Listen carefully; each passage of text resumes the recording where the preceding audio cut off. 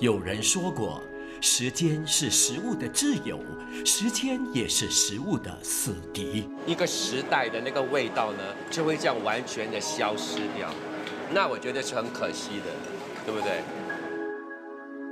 跟你们讲了，你们也煮不出了。以前我父亲他跟我讲，如果你要做这行，你要不怕辛苦。我有一个弟弟31岁，不懂是不是做了操劳过度，能过世。幸好有一群人坚持不懈。所以现在怎样？我可以重做吗？这个？哎呀，到这里就破了。怎么办？你要试多一次吗？要，我们就再来一个。再来一个。好，加油！不畏挑战。其实我觉得蛮感动的，知道吗？因为呢，在很多方面呢，我们都从无做起。对啊，有把握吗？尽力而为。甜品都是要用心去做，有用心去做，一定会成功的。是他天下无难事，对，只怕有心人。我们才得以领略市井美食里余韵犹存的古早风味。如果古早味是这个味道的话，我不介意回到1950年。其实，当你知道一个料理背后的故事之后，你反而会更加懂得去欣赏跟珍惜它的美味。我们也只能凭着他们跟我们说的故事，尽我们的能力来还原。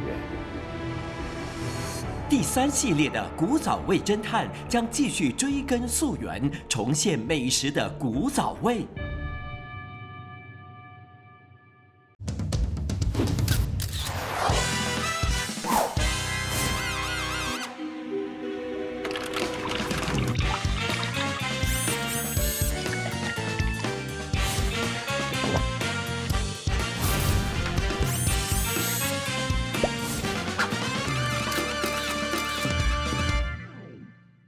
海南人是早年最晚踏足新加坡土地的华人群体。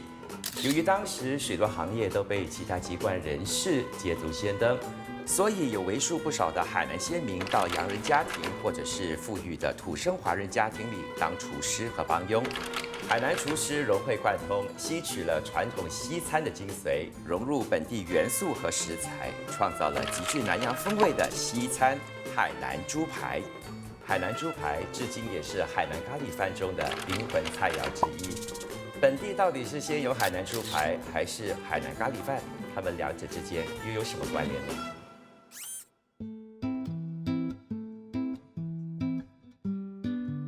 ？Hello， 茶室町。Hello， 我们好久不见了哦。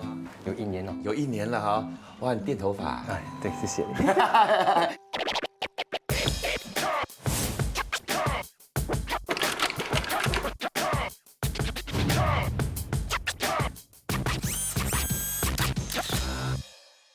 这2盘是我的版本海南猪排。你上面的这个酱汁看起来蛮有内容的啊，里头好像有其他的东西。对，这个酱我有放那些洋葱，配培根。这个好好吃啊！因为你看啊，你已经吃那个猪排了，对不对？已经是猪肉了，然后再用上那个培根 ，Oh my god！还有，因为你是法式料理的嘛，对不对？对，你可以吃到它浓浓的那个牛油的那个香气在那边，很爽，你知道吗？因为它的整个味道很有层次。OK， 所以这一次啊，你的挑战呢，就是要还原古早味的海南猪排。你对海南猪排有没有什么印象啊？小心一点啊，我是海南人。OK， 我第一次吃这个海南猪排的时候，我的 expectation 是海南猪排应该是中餐的味道嘛，因为是海南人煮的嘛，对不对？我吃到那个海南猪排的时候，觉得这个是蛮西餐的味道。是。可是当我去吃那个海南咖喱饭的时候，他们也有那个猪排。是。所以我有点乱。没关系，我跟你说，其实我对海南猪排呢很有印象。应该是在2013年拍过这家海南西餐厅，他们是创立于1930年代的。不过他们的海南猪排的做法呢，跟我们现在在外面看到很不一样。为什么呢？外面的大多数都是酸甜酱嘛。对，我第一次吃海南猪排也是酸甜酱。是。不过他们那家做的不是酸甜酱，他们用的是牛油、面粉，然后大葱这样子炒，最后呢做出来的那个酱汁呢是棕酱 brown sauce。所以这一次呢，我们就得好好的去发掘一一下啊，到底这个海南猪排它的最初是怎么样的？我知道哈，有一个海南哥哥，他名叫 Frederick 呢，他对我们今天的主题呢略知一二，或许他可以跟我们分享一些我们要的讯息。阿哥，好不好？哎，这样子，对。阿哥啊，你跟我分享一下哈，这个海南人的这个美食的一些历史，好不好？我记得那时候我爸过来的时候呢，也住在那种黑白的 bungalow。哎呦，你有钱人呢，你住那边？不是，那时候我爸是厨师，所以住在工人房。OK。那么同时我们也学到了他们的英式的一些美食啦。不过呢，我们也掺了一点我们海南的文化。大概1940年的尾端 ，OK。那么过后呢，他就调去航海嘛。我们那时候很多那个海南人也是厨师啦，做 butler 啦，是 bar counter 啦，航海了，全部都有。所以啊，很多人都说海南人呢就很会煮嘛，对不对？这是有原因的啦。那是肯定的。所以今天在这边也可以品尝到你的一些海南的美食，最主要呢就是那个猪排。有，我已经告诉那个厨师准备一套给你。啊，不是你煮的哈？因为今天我要迎接你们嘛，所以我必须要迎接我们呢。OK， 好，我们就找地方坐好。好，来。海南岛位于中国南端，海南先民利用了海南岛四面环海的地理优势，到南洋诸国谋生。南来新州的海南先民聚居于海南3条街，在新加坡这片土地上落地生根，开枝散叶。由于不少海南先民替洋人和土生华人打家庭工，因此习得了他们的烹饪手法，造就了本地海南美食兼具西方及巴巴娘惹饮食文化的独特元素。本地西餐从早年的高端化到后来的大众化，海南先民做出了不可磨灭的贡献。这个就是我们的海南 pork chop 啦。哇，请用呗。看了啊，我的食欲大增，你知道吧？首先呢是它的分量啊，非常的大。其实呢，我们这边的呢有一点不一样。以前呢，我们是没有用这个薯条的，因为我们的是用那个马铃薯切了跟那个酱一起淋下去。所以那个马铃薯是炸的还是水煮的？水煮。不过呢，我们要 serve 的时候，我们过一下油，它的表面很漂亮。那这里我看到有放青豆啊、番茄还有洋葱，是不是一路来都有了吗？那时候一路来都有。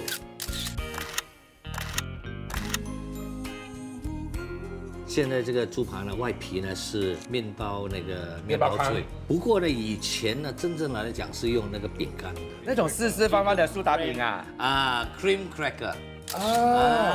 那时候呢 ，cream cracker 是很难找得到，是 serve to the master， 就是喝下午茶啦。是。那么那时候呢，饼干呢，如果有破了一点点啊，脆一点点，不给那个 master， 我们就保存在那个 jug 里面。那么越来越多，我们就感觉到，应该是怎么做的？应该要怎么做？因为丢掉又太浪费。所以我记得呢，那时候呢，英国人不是很喜欢吃那个 fish and chip 吗？是。所以那时候呢，我爸就有一个点子，我们就把这个饼干碎呢，就涂在那个 pork chop 拿来炸。所以这个其实就是你爸爸当年的做法啦。对。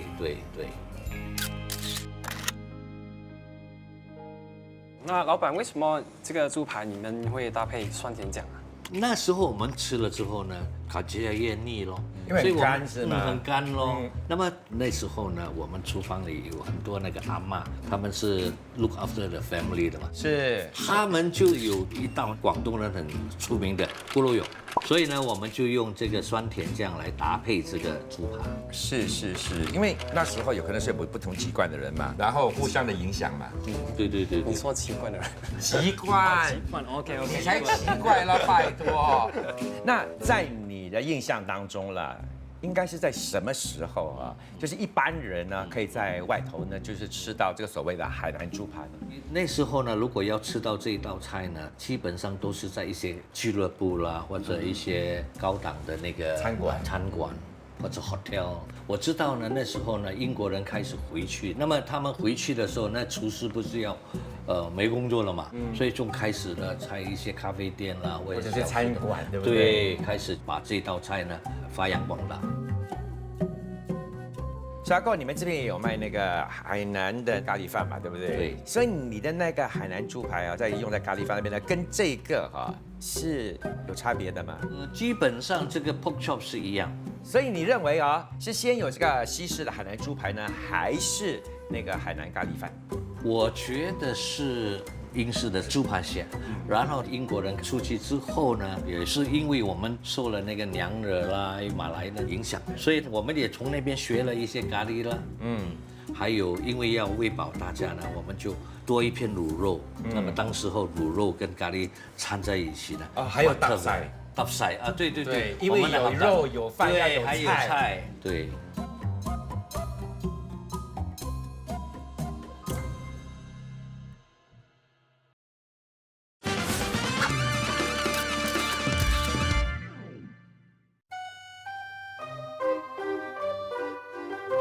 所以你们的餐馆的这个历史可以追溯到1963年了。是的。然后是一个海南俄罗斯餐馆。是的。不过你们的菜单里头是没有海南猪排。对。因为俄罗斯人没有吃猪排。没有，重点是为什么没有这个海南猪排？对，因为我们的这个店呢，就是要 shashlik， 就是烤肉串，所以当时我们是着重了烤肉串的。当我们经手过后呢，客人就问：哎，你们是海南人又是经营这个西餐厅哪里可以不卖这个海南猪排到后来你们才卖这个海南猪排。是的。不过呢，不是卖那种传统式的，而是那种颠覆的。是的。就有2道。对，第一道菜呢，我们采用日本黑猪肉。黑猪肉呢，它的口感不一样，特别嫩，而且它有一个韧性，越咬汁越出来。感觉怎么样？真的是有那个弹性在那边。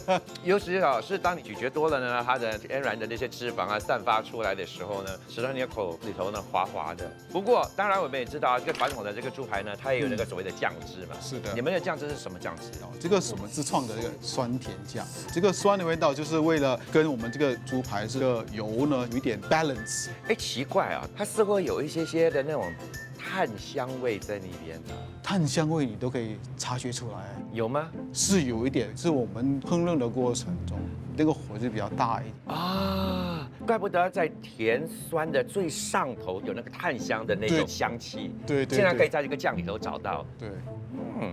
可是这个，等一下，这个呢就是我们海南鸡饭的一个辣椒酱。那为什么我们有这个海南鸡饭辣椒酱呢？就是因为也要配合我们这个小圆球。你不要跟我讲这个是违建来的，你尝一尝就知道。OK， 这个一定要尝了。我刚才所说的这个违建呢，就是饭团。其实这个海南饭团对我来说，是我们海南人的精神来的。是的。你把它们2个结合在一起呢，非常有我们的那个海南人的风味在那边。对。这个第2道呢，就在我们的海南猪排的基础上再提升。这就是西班牙伊比利亚猪肉，因为它的脂肪稍微高那么它的肉就特别软，比我们那个日本黑猪肉还更软。这个的腌料呢，我觉得呢非常有内涵，尤其是那个肉质本身又有瘦肉又有肥肉，偶尔你会咬到一个比较焦一点点的那个，那个焦糖的那个部分。不过我觉得。其实你也保留了那个原本的那个猪排的元素在那边。是的，我们要保留海南猪排的精神，而不是为了颠覆而颠覆。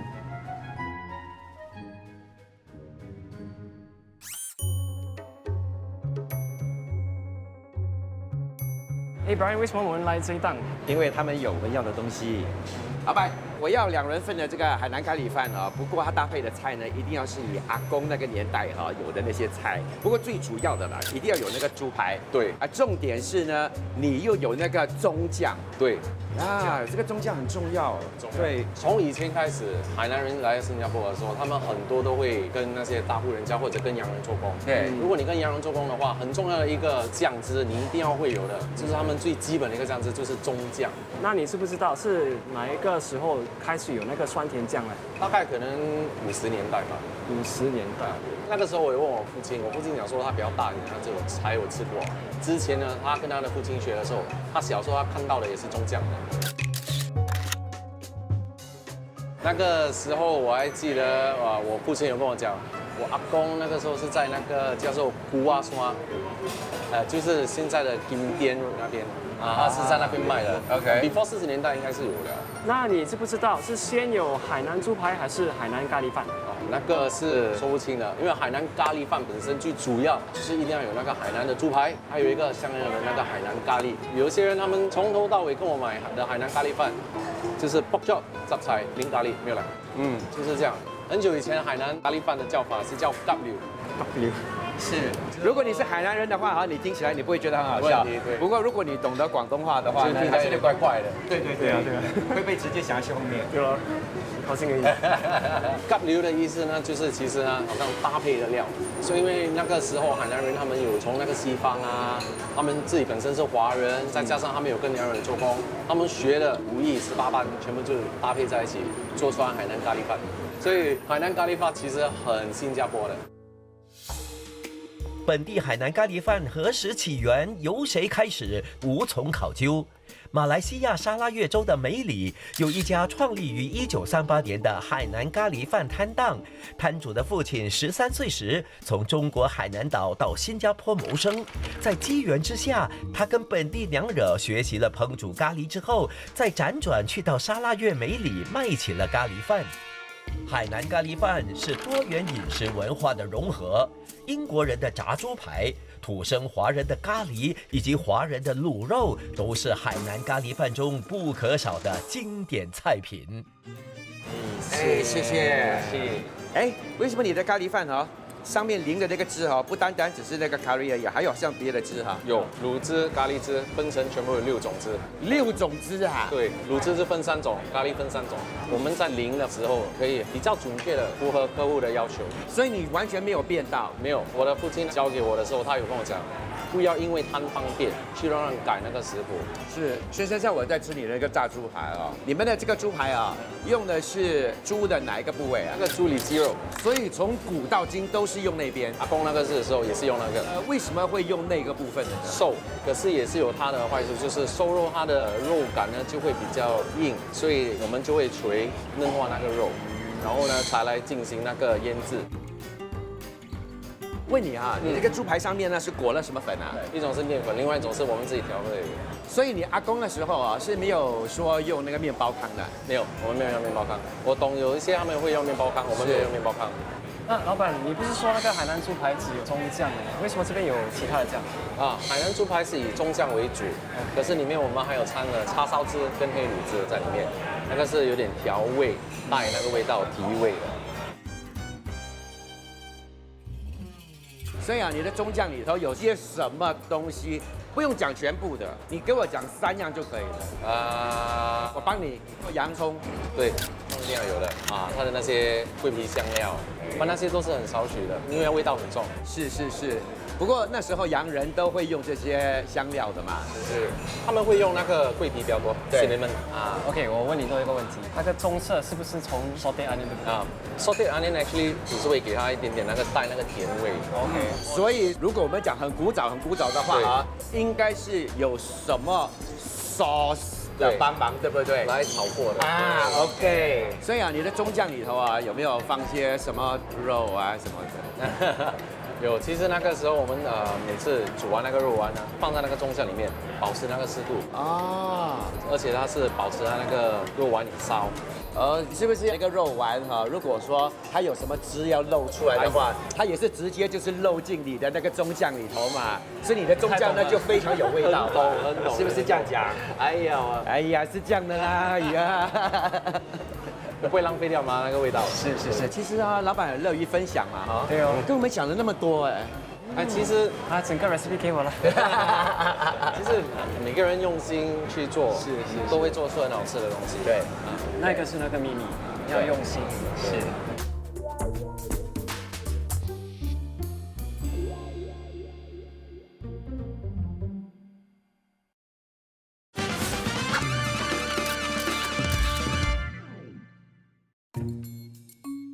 这些都是我们在其他的老字号店家找到的一些资料啦，你们可以看一下。对，所以我们今天是要讨论说，我们最终要还原的呢是西餐式的海南猪排，还是海南咖喱饭？我觉得我们应该还原是西餐式的海南猪排。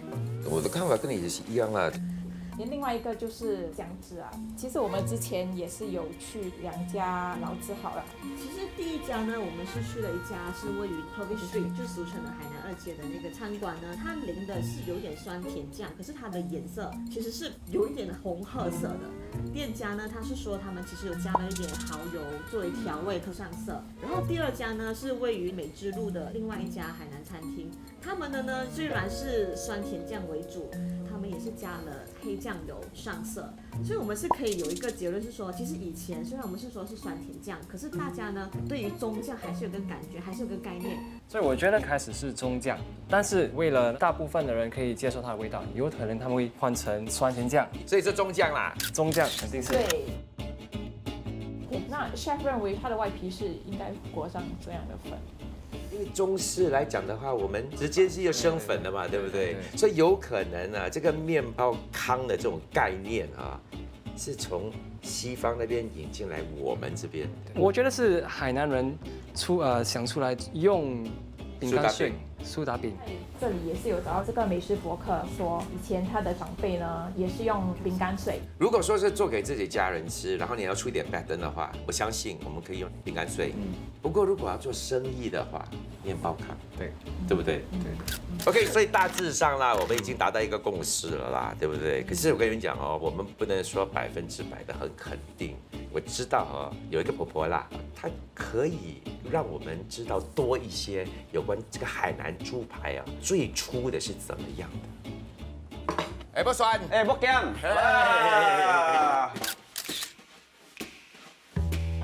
哎，今天呢，我们无事不登三宝殿嘛，对不对？有了，我们就是要谈这个海南猪排啦。好，所以这个就是你们的版本的这个海南猪排啦。对，像以前的海南猪排哈，是有饭的哈。海南猪排以前是没有饭的，现在我们不做放饭，做工的人吃比较饱一点。人没有做工的人呢？没有做工的也是可以啊，太饱了。因为我们华人是喜欢饭的嘛，是，华人要以饭为主。所以嘛，以前的那个海南猪排那个中酱哦，很多人有放那个番茄，是不是？有，我们的酱料有掺一点，自己调的啦，番茄酱啦、HB 酱、鸡汁酱，因为洋人做工都是有这些东西的，厨房的东西是一样的。不用先做一个特别的一个 base 的吗？以前面粉他们是要炒过，炒的是 brown color 才放进去，它的颜色比较美。不过你现在的做法就不像以前这样子，先拿面粉来炒啊。没有炒面粉。哦，为什么呢？比较麻烦的。对。不过炒比较香，是这样。面粉比较轻一点啊，面粉比较轻。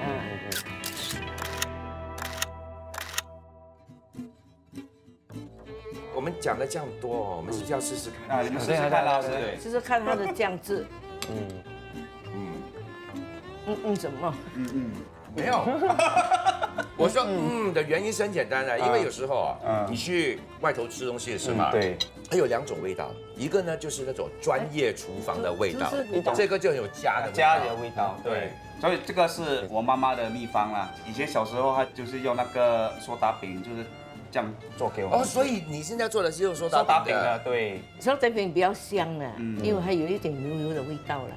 吃的比较香味的。所以你是说在自己家里你是用这个饼干碎来对不对？不过以生意角度来看，外面的人大多数都是用那个面包糠比较便宜，面包糠比较便宜哈。因为以前海南人来这边看人做咖啡店嘛，是，他们的面包他们剪出来，他们去收集那个面包糠，他们去烘了搅碎去卖这样啦。哦。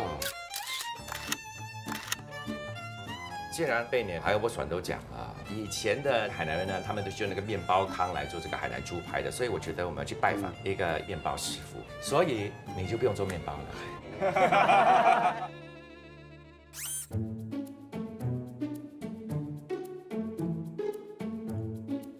嘿，嗨，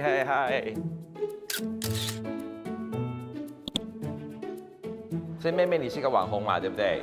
你的社交媒体上啊，有多少人关注你 ？Instagram 是34万，这样那个 YouTube 呢 ？YouTube 15万。为什么会那么多人关注你呢？我之前是做 lifestyle， 就是比较日常的东西嘛，然后后来我就做美妆，那现在我就做美食。你做吃的嘛？你是那种吃空气嘛？你干嘛那么瘦？我不知道，就是不会胖咯。下次啊，但是可能老了可能会比较容易胖了。 OK， 今天为什么会带我来到一个这样的一个地方啊？你看这地方，它有点复古的感觉嘛，对不对？你一看就知道它是卖就是这种本地传统的美食。可是哦，他们还是有做一些创新调整。好，看你干干瘦瘦的，我就不知道你的味蕾是怎么样。哇哦！哇！谢谢。这个就是我要介绍你的炭烤猪排。这个猪排嘛，他们就是用了很多不同的香料一起腌制，然后再拿去炭烤，所以才会有这种香味。那个味道真的是很诱人啊。的确是有那个炭烤的那个香气在那边。它有这个 potatoes。 然后还有这个娘惹风味的咖喱，还有这个甜甜的洋葱酱，然后你配在一起，它就是非常的均匀。其实我觉得这道菜呢，就是结合了这个海南猪排，还有那个海南咖喱呀，对不对？对。请跟我说一下这个马铃薯好不好？他们的做法是蛮特别的，他们会先把它煎得酥脆，然后再加高汤，再拿去烘烤，你就吃得出那个高汤的味道。其实我教你一样东西哈，你要不要吃到这个？ 海南咖喱猪排的这个传统的味道，拿一点点的这个猪肉 ，OK， 拿这个洋葱，再加上一点点的这个马铃薯泥，然后整个呢就给它浸泡在这个咖喱里，就全部加在一起。是，好。 其实我觉得啊，吃了这道菜之后呢，它的确啊是有那个创新的元素在那边，有可能它的烹饪的方法啦。不过呢，当你再把所有的食物啊开始把它堆积在一起，然后你开始咀嚼的时候呢，不时不时呢，你都可以吃到那个传统的那个味道，它也可以勾起一些比较旧时的一些回忆。所以非常感谢你呢带我来这里呢，所以呢，等一下呢就带你去另外一间。好。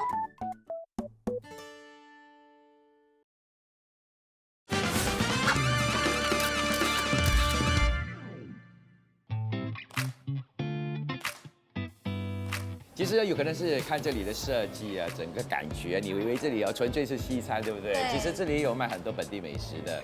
然后老板本身呢，他很喜欢吃这个海南咖喱饭，所以他就觉得说，我一定要在这里呢卖这道菜。当然是颠覆版本来的啦。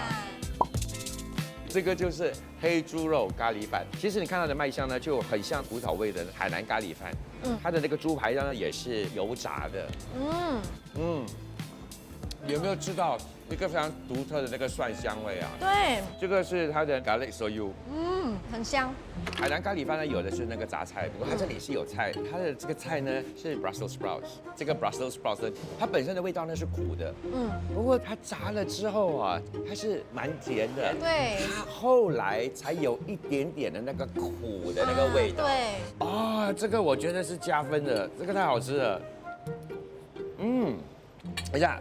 主角来了，这个咖喱饭呢，当然它的主角呢就是里头的这个咖喱，很香哎，还有那个淡淡的那个咖喱香在那边。对，我觉得吃了不会腻哎，因为我这样看我还蛮怕会有腻的。因为有可能啊，因为它的这个咖喱是素咖喱，它的 base 全部都是蔬菜来的，它有可能会来的比较清淡一些些。不过当全部的不同的元素结合在一起的时候呢，它每一口呢都有十足的那个味道呢。对，然后这个猪排哦，它跟日式的比起来，它比较薄一点，可是它还是很有嚼劲，很好吃，而且配搭这个咖喱真的不会腻哎。我其实还蛮想去尝试那个传统的海南咖喱饭，因为之前我是不敢去吃，因为看起来分量很大。而且我是很怕吃很腻的食物嘛，对，所以现在其实我还蛮想去。我跟你讲，大致上呢，那种感觉，对，那个味道，跟这个是蛮接近，那种满足感啊，几乎是相同的。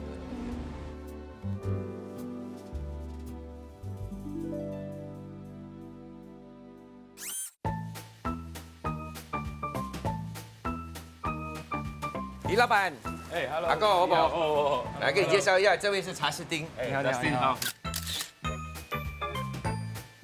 所以李老板啊，你们的这个海南传统面包是从几年开始的？1940多年就开始。40多年，那是你爸爸的年代，对不对？对对。他是从海南岛来的吗？对，他是从海南岛，他16岁就跟我大伯他们一起过来啊，所以有同乡的一起在这里就已经开面包店了。所以他们一个学习做面包啊，所以是来到这里才学了这一技之长。对。OK， 这样我很想问啦，或许很多人想知道，就是面包就是面包嘛，那海南面包又是怎么一回事情呢？海南面包就是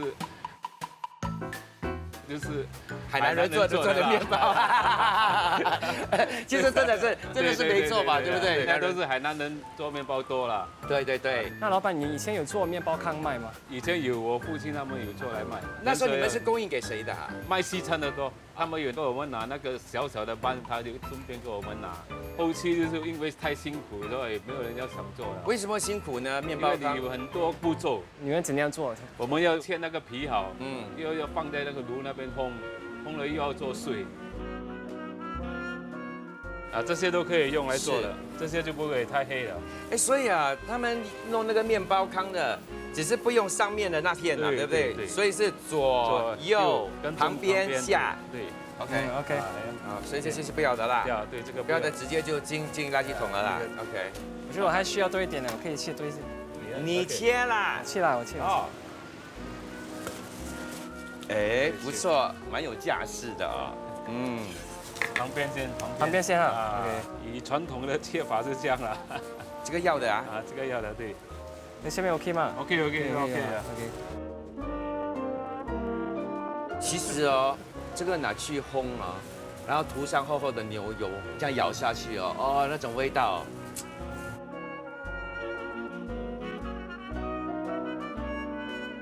不要忘记啊，拿了这个面包之后你还要拿回去晒的烘干，老板想烘干。那时候40年代的时候，好像有烘炉了可以吗？可是你没有。来讲。可是我是在想说，40年代的时候，不是每个地方都有这种烤箱的嘛，对不对？如果你是一般人的话，晒太阳，你就晒太阳咯。所以你拿这些面包回去，你得晒太阳，晒到它够硬、够干，然后当我们还原的那一天呢，你才用手打碎它，打碎它。以前是打碎的，还是他们用那个做给那个 rolling pin。OK。OK， 好。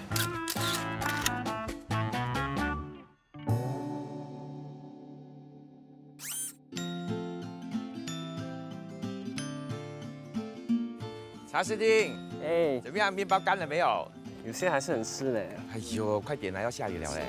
你看一下，我觉得我们的制作组呢，这一次呢可说是非常用心了，找了那么有一个历史的建筑物黑白屋给我们呢来还原这道海南猪排，会不会让你觉得很开心，然后很兴奋这样呢？真的很有感觉的，对，那种1940多、50多那个感觉的。我听到打雷了，赶快说了，不然要下雨了。哇，真的是有烧到了，真的。OK， 再继续。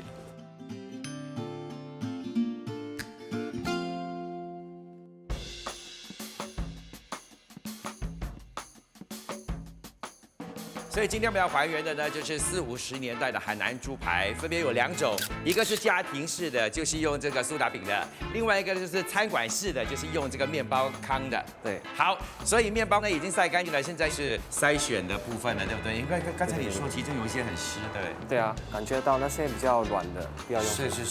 其实用这个太阳来晒干呢，我们这需要看那个天气啊，好像现在你看天不作美啊，即将要下雨了。我觉得你也是雨神来的，对不对？我们3个系列本来是要在人家后面那边好像是露天这样子炒那个福建面的嘞，真的东西已经摆好了，你知道吗？那个火炭都已经搞好了，突然间倾盆大雨，真的是天不作美啊！就当刚才呢我们准备好了要去后面那边开始炒的时候呢，就突然间倾盆大雨，然后现在呢我们就把它移来里头了。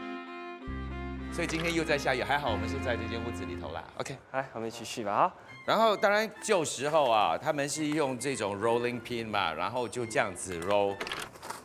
我这个不行啦，人家是那种大一点的 rolling pin 这个的面积太小了。你大的那边。大的进不了。可以，好像可以啊。不是。sorry。现在可以用那个 rolling pin 继续做了用手会。怎么样做？你做给我看。这样子。OK， 这个我做了。你做个苏打饼。呀，我也是这样子觉得，我做苏打饼比较好。Mortar and pestle， yeah。哇，这个是真的很多工嘞。对，其实你有没有发觉到啊？只有 Frederick 跟我们的那个阿嬷啊，两个人呢都说是用这个苏打饼碎的啊。原因很简单，它是家庭式的厨法嘛，对不对？然后其他的老板全部都是讲面包糠的嘛。对啊，因为可以买多一点嘛 ，in bulk 嘛。没有，最主要是做生意。哎，是对啊。对，好，这样就可以了啦哈。我觉得我这边 OK 了。OK。啊，你看，它颜色完全不一样哦。是，来我们做一个比较。这个呢就是苏打饼的颜色当然是比较浅，这个面包糠的颜色真的是比较深。现在在市场上我们可以直接买到的面包糠呢的颜色是这样子的，当然有差别嘛，因为现在的面包糠我觉得是特地做来卖的，对，所以他们用的不是那种剩余的面包皮，而且就是那个面包本身，所以颜色当然是这样子嘛。把那时候的面包糠如果都是这个颜色的话，他们炸出来的那个海南猪排的颜色应该也是比较深的吧？那个等一下我们才知道啊，不用才知道了，现在一看就知道了啊。因为啊，现在我们就可以搁在一旁了。OK， 接下来我们要做什么？哎，现在我们要准备我们的材料。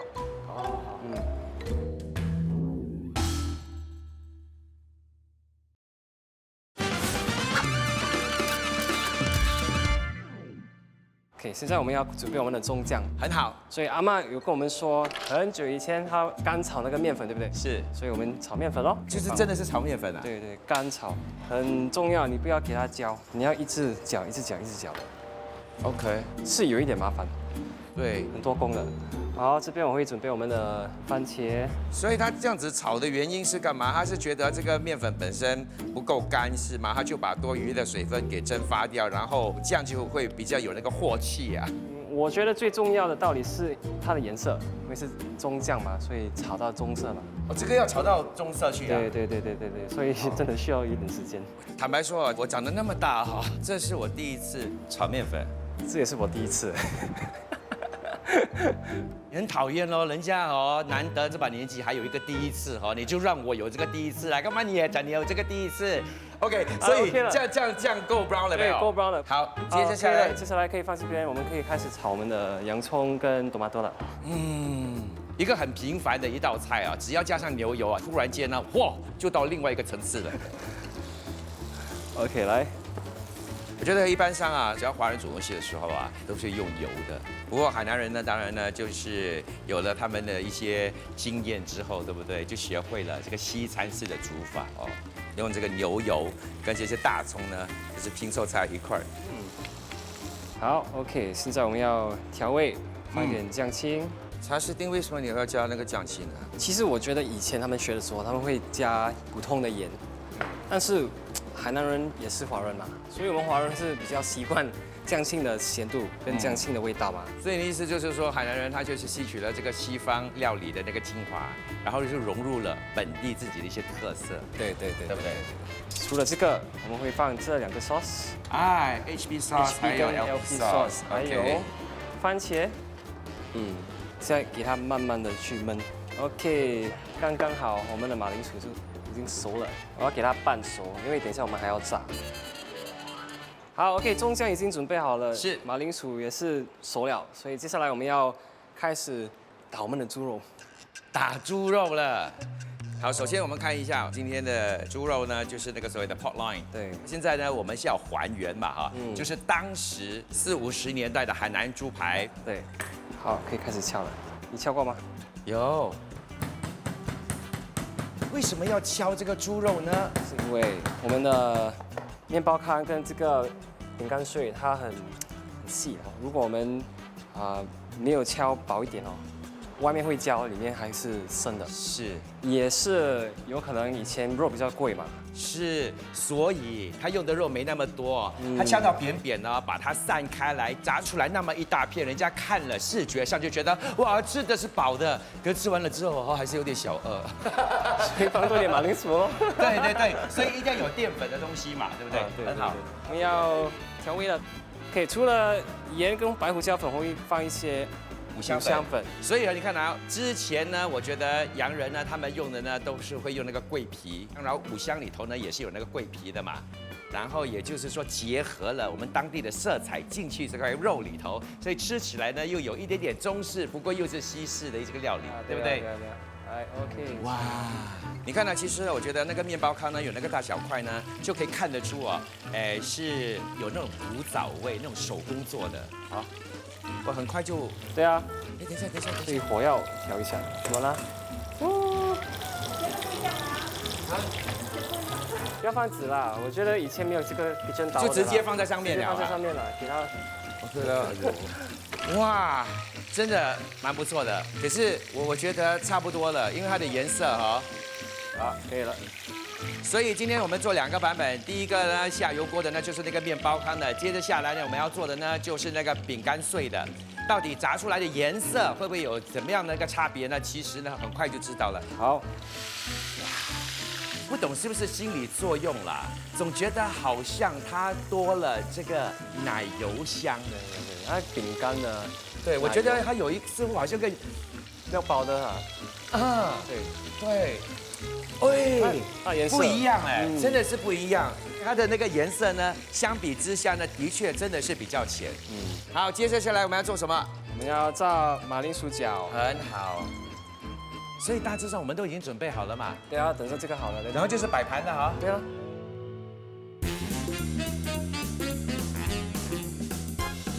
我跟你讲，我们的制作组呢，他们是非常的用心啊，因为今天我们要做2种不同的版本嘛，一个呢是在餐厅里头的，一个是家庭式的，所以这个盘子呢，我们就可以用在这个餐厅式的啊，然后这个家庭式的一定是要用这种铁盘。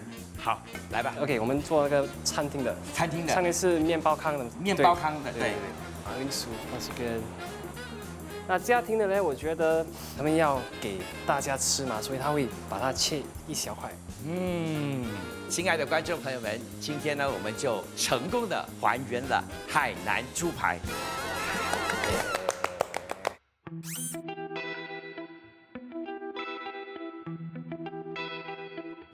开饭。今天分外的感动，你知道为什么吗？这呢是我们这个系列的第1道还原的菜。是吗？是啊，是第几啊？当然了，你不知道啊。我不知道。真的，这一路来了，我们就跟不同的店家啊，然后我们听过他们的故事，也听过他们很多的那个回忆，然后呢，就是凭着他给我们的资料，当然了，还有我们制作组的搜罗回来的一些资料呢，今天我们就呈现了这个古早味的海南猪排。更难得的是哈，有这个机会哈，坐在这草地上，然后我们的背景呢，竟然是这种历史悠久的黑白屋。对，我们就开始慢慢的享用啊。这个是餐厅式的哈，也就是用这个面包糠的。很奇怪，我要说的是，它整体的味道很干净。或许是因为每一个材料呢都非常的简单，把它们拼凑在一起的时候呢，你都可以吃到那个各自的那个精彩在里面。对，真的是哎。其实我跟你说啊，当你在吃这个马铃薯饺的时候呢，它的味道呢也非常的不一样，因为呢我们用了那个铜锅的那个油，所以这个马铃薯饺里头呢也有啊那个肉的那个香气在里头。对，要吃那个饼干碎的。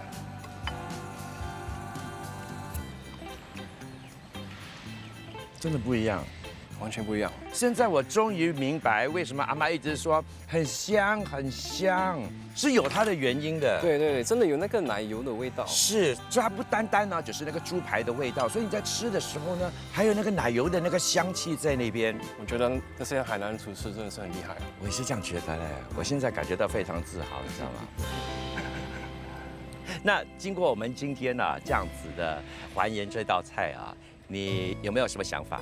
我做这行15年了，做的酱很多，超多，但是我从来没有用过这个干炒面粉的做法。对，我没有想到可以从一个古早的做法学到新的东西的。是，所以有时候我觉得偶尔啊，我们要翻阅一下旧时代的一些做法、一些想法当中呢，可以领悟到一些我们现在还不知道的道理。多吃。多一点。你要哪一个？我先 cheers 啦 ，OK， 就是不能碰杯 ，OK。